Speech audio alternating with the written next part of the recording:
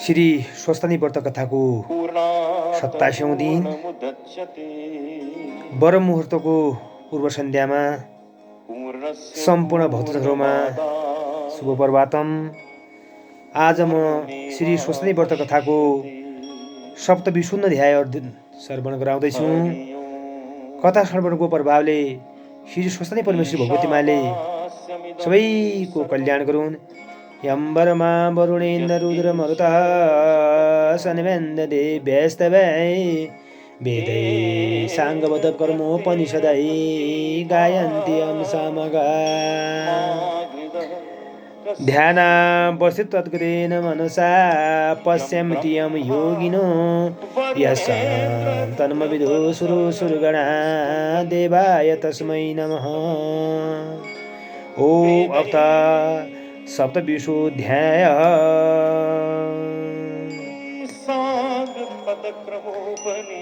कुमारजी आज्ञा गर्नुहुन्छ, हे अगस्त्य मुनि।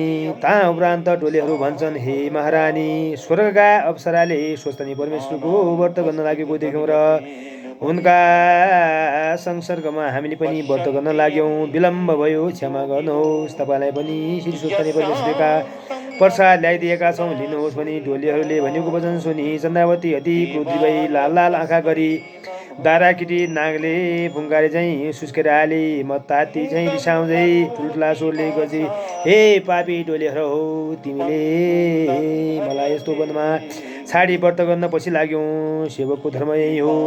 त्यस व्रतले तिमीलाई खान दिन्छ कि? त्यो स्वस्तानी भनेकी सुनेकी पनि छैन। कहाँकी देवी हो, के भन्न सक्छ?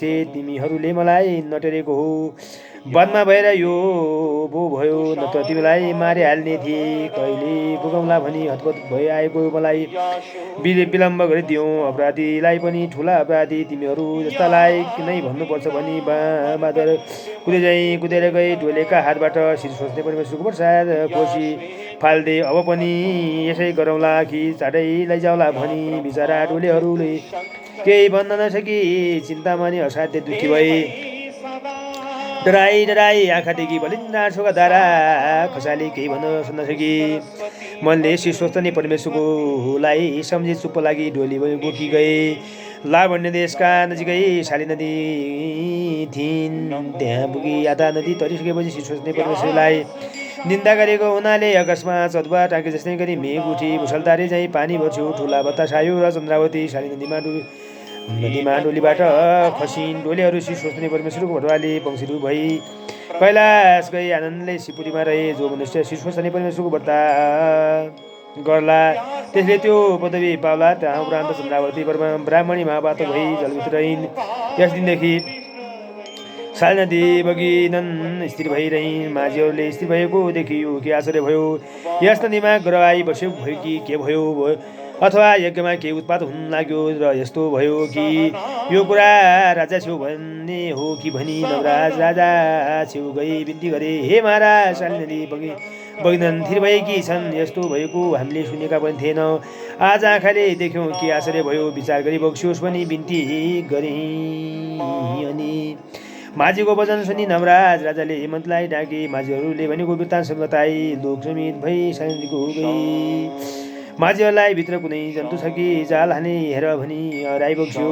माझीहरूले आओस् भनी जाल हानी हेर्दा चन्द्रावती ब्राह्मणी जालमा अल्झेर आइन्। चन्द्रावती कस्ती भएकी थिइन् भने शरीरमा कुष्ठ होती भएकी दुब्ली पातले देख्दामा घिन लाग्दै भएकी यस्तै। अनि हिलोले छेपेको मुडेस्ती चन्द्रावतीलाई देखि सो वस्तु हो भनी चिन्न नसकी नदीको किनारमा मिल्काए।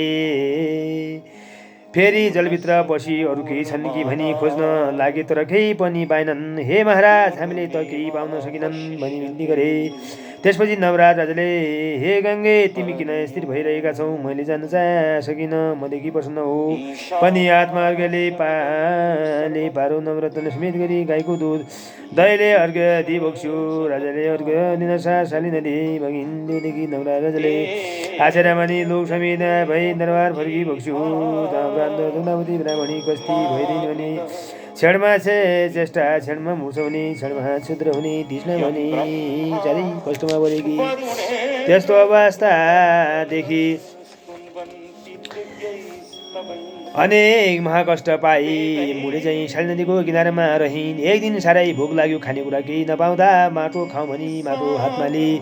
त्यो माटो पत्थर भइगयो, पत्थर पनि खाउँ भन्दा हाड भयो, हाड पनि खाउँ भन्दा ठुलो बतास भई उडाइ लग्यो। श्रीकृष्ण परमेश्वरलाई निन्दा गर्नाले शीत प्यास भोक आदि नाना दुःख पाए सहिरहन्। नवराजले आफ्नो राज्यमा आयोजन गरे। को विराट भोजमा सम्पूर्ण ब्राह्मणलाई निमन्त्रण गरियो।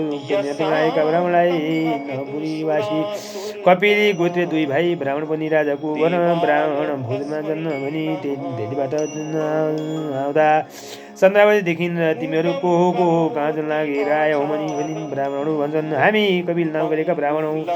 लावण्य देशका नवराज राजाले ब्राह्मण भोजनको निम्ति निमन्त्रण गर्नुभएको छ, भोजनमा जन्न आयो भने। चन्द्रावती भन्छन्, हे ब्राह्मण हो, आज 5 दिनदेखि मैले केही खाएको छैन। तिमीहरू भोजनमा जाने भए मलाई पनि केही मागी ल्याइदिए तिमीहरूलाई पुण्य होला, म अनाथलाई दया गर भनिन्। त ब्राह्मणहरू भन्छन्, हे पापी, हामी त्यसै हो भन्न सक्दैनौँ, किनभने राजाको दरबारमा के जानौ कसो हुन्छ। विशेष हामी ब्राह्मण जाति ल्याउन हुने वस्तु दिए ल्याउला, ल्याउनै नहुने वस्तु दिए कसो गरी ल्याउला। यसर्थ तिमीले आशा गरी नरहनु भनी ब्राह्मणलाई लावण्य देश गए। त नवराज राजाले सम्पूर्ण ब्राह्मणलाई पूजा गरी श्रद्धापूर्वक दक्षिणा दिई भोजन समेत गराइबक्स्यो। भोजन गरिसकि नवराजलाई आशीर्वाद दिई सबैजना आनन्दले आफ्ना घर आए। दिनपुरका कपिल गोत्रीय ब्राह्मण दुई भाइ ल्याएका कुरा सम्झे त्यसै जाउँ भनी त्यो पापिनी आशा गर्दै हो, के लगाइदिउँ भनी मागौँ भने कसो गरी मागौँ, लोभी भन्लान् भन्ने केही भन्न सकिनन् र भोजन गरेको ठाउँमा कहिले जाने कहिले आउने र गर्न लागे।